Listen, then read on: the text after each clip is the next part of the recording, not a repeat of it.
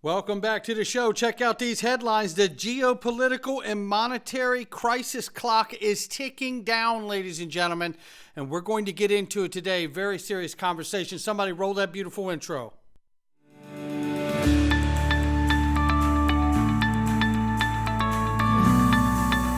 Digital Perspectives with Brad Kimes. Come on in.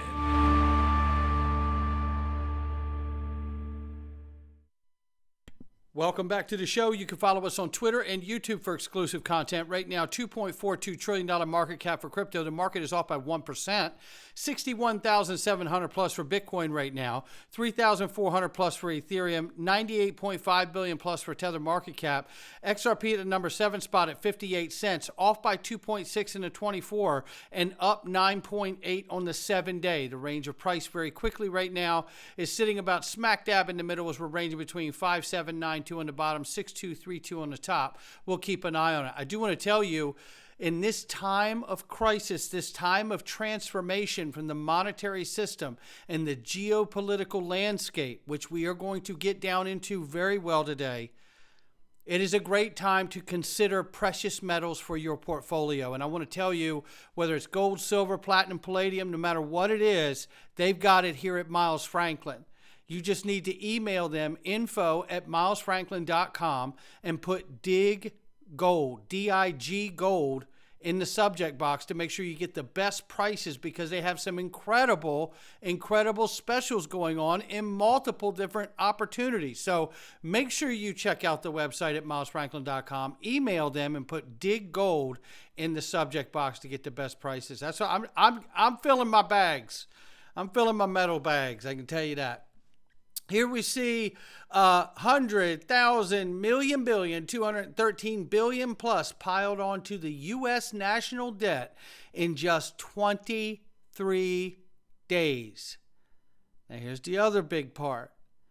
As a former IMF chief economist says, he's extremely worried about the borrowing binge. We all are. But the fact that the IMF's worried about it, so there's your monetary crisis. You're printing. You're not paying any debt down, right? There you go. That's a bona fide crisis right there, right? Well, let's listen to this.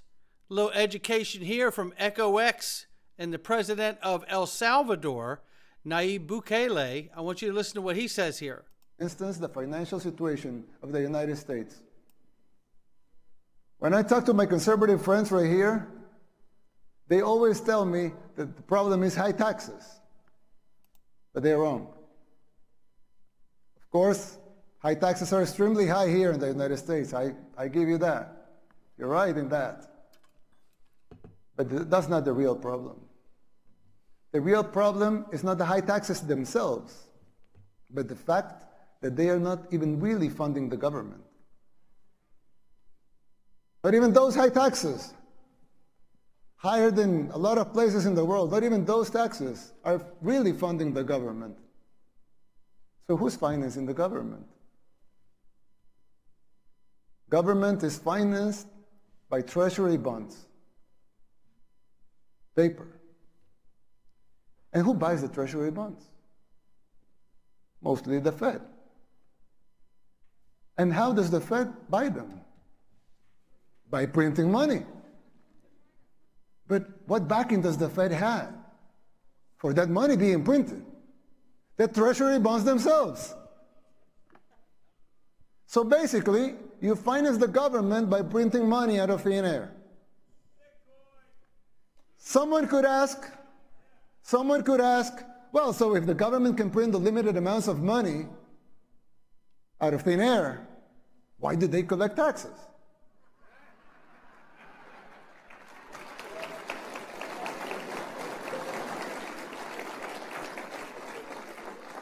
I mean, in theory, it would make sense, right? If they can print unlimited amounts of money, why would they need taxes for? The answer is simple, but it's very shocking. The real problem is that you pay high taxes only to uphold the illusion that you are funding the government, which you are not. Bingo. It's shocking, but it's true. The government is funded by money printing. Paper backed with paper. And he's spot on, and that's some 101 talk right there, right? That is boots meet the ground, level set for everybody right there. Let's continue to move through this. As Vladimir Putin says, the Western world is discrediting its own currencies and banking system. Yes, things are starting to get hot here. You're going to hear even more information.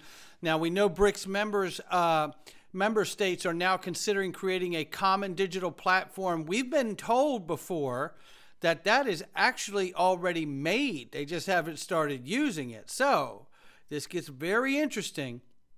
I highlight for you, remember, countries like India, which are in BRICS, are highly connected to Ripple's platform and technology. So we await to find out how that may be involved or not.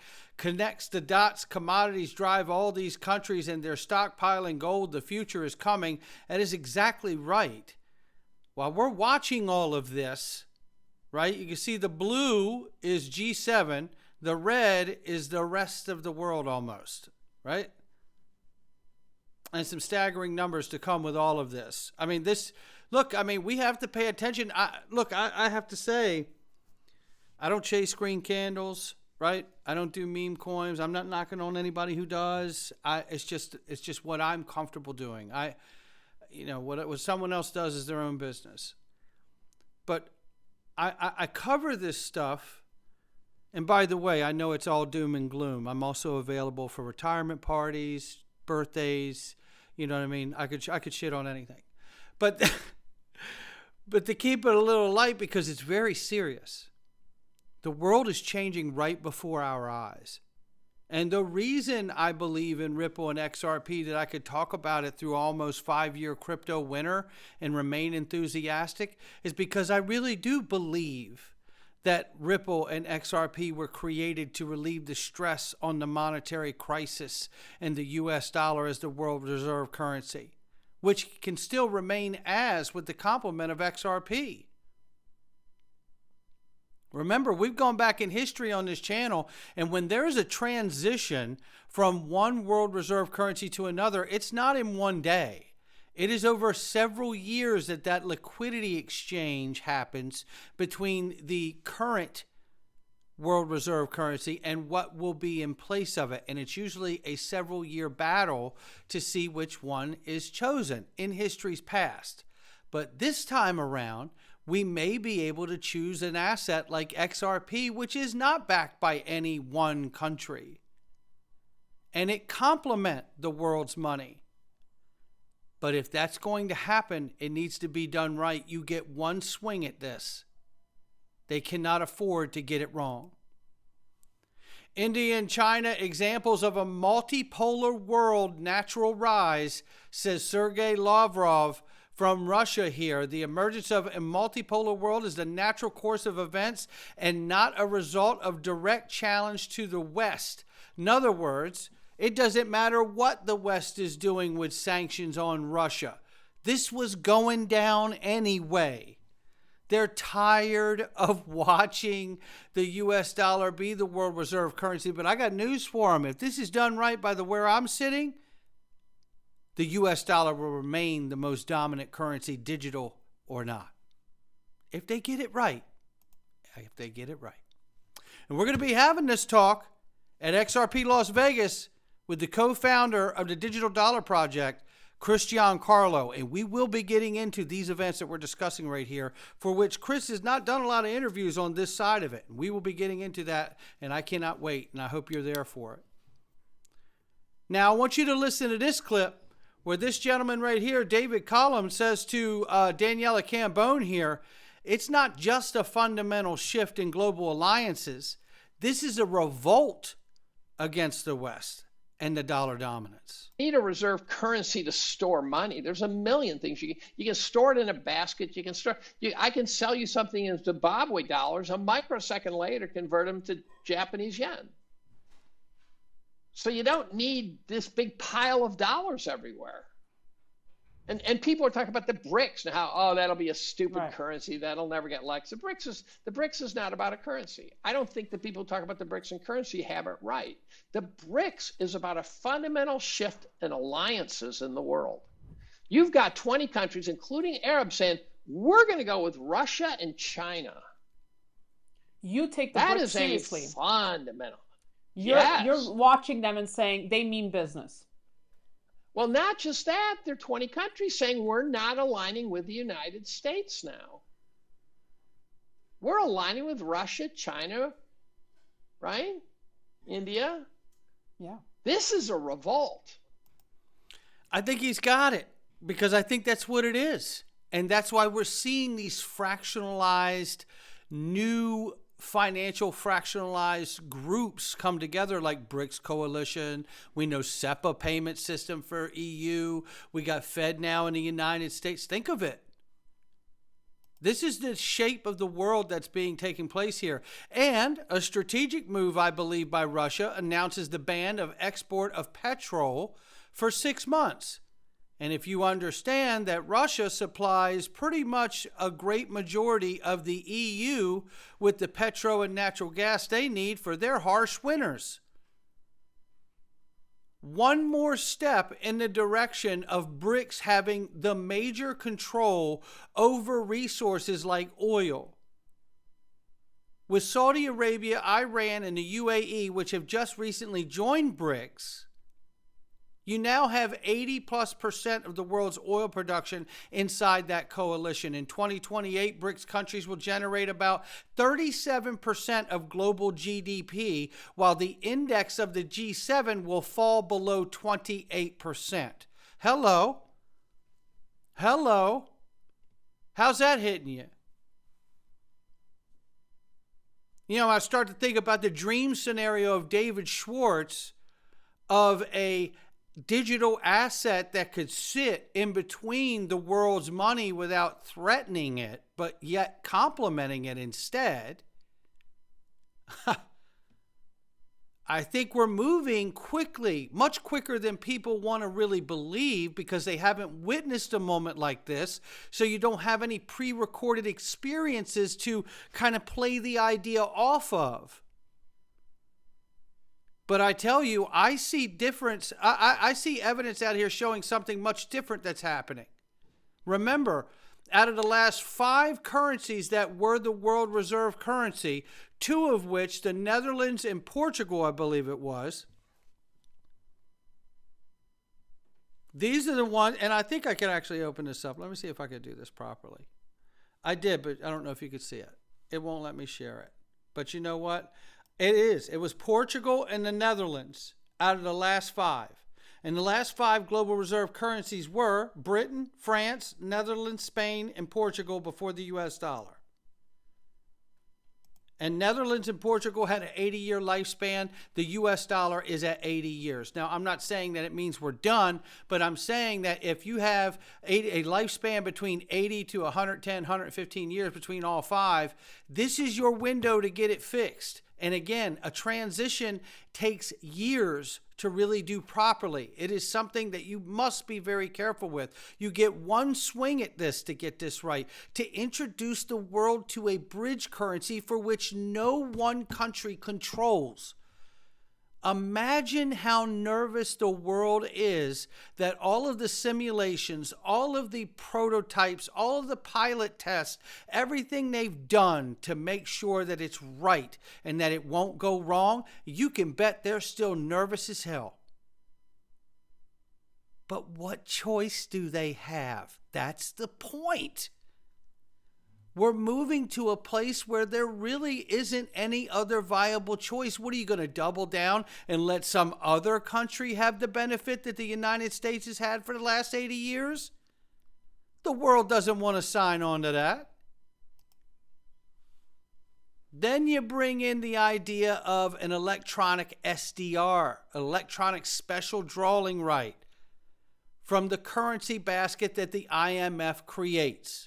A reminder that back in 2017, Christine Lagarde, who is the president of the European Central Bank and at the time was the managing director of the IMF, said to the Bank of England the fund will also have to be open to change to considering a role of a digital version of the SDR, which is these notes that are lent to countries for which they can exchange for collateral for one of the currencies in the IMF currency basket that makes up the backing of the special drawing right.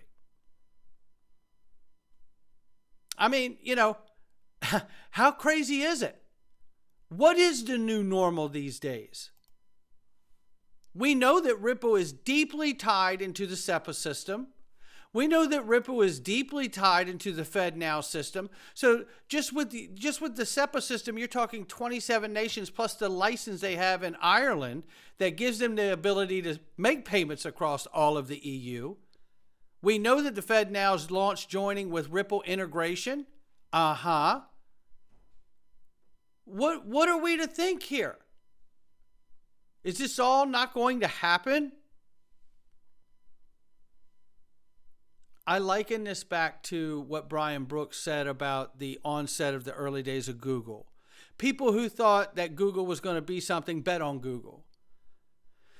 People at the time of the early days of the internet and when Google was birthing after the internet was created and then Google started to rise up, you had to ask yourself, do I believe that people will start to send more emails and use Google and the internet? Or do I believe I should short it because people will go back to sending more regular mail through the post office? Well, this is the moment we're in now. With everything that you've seen and the way the world is moving on a geopolitical stage, does it look like the world's going to go back to just settling for the dollar being printed endlessly without any accountability? Or does it look like we're moving to a new digital age?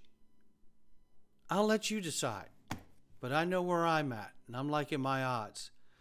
You know, XRP will not pump like the other coins in the crypto market. It will pump parabolically, but like in 2017, 30,000% plus. This here is Brian Kelly from back in the day when CNBC actually wasn't operating with a muzzle on its mouth. Take a listen. Down from the peaks up here, right? The whole crypto market has Well, I can't play it. It's got the music in it. I forgot about that. But the point is the longer the base, the higher in space. That's what they say typically in the technical analyst world, ladies and gentlemen.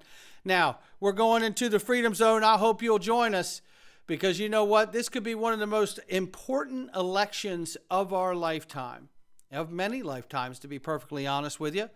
I do believe, and I know a lot of people believe every time we hit an election cycle that it could be the most important election cycle of our time. But I do believe this is that standout moment. We've seen enough corruption. We've seen enough regulatory capture of agencies to know that we don't currently have a country of what we were sold as we were a child, right? We don't have it anymore. It's not there. And we're going to get into that today, and I hope you'll join us in the Freedom Zone. digperspectives.com. Come on into the Freedom Zone. Not financial advice from me or anyone else. We'll catch all of you inside. All right.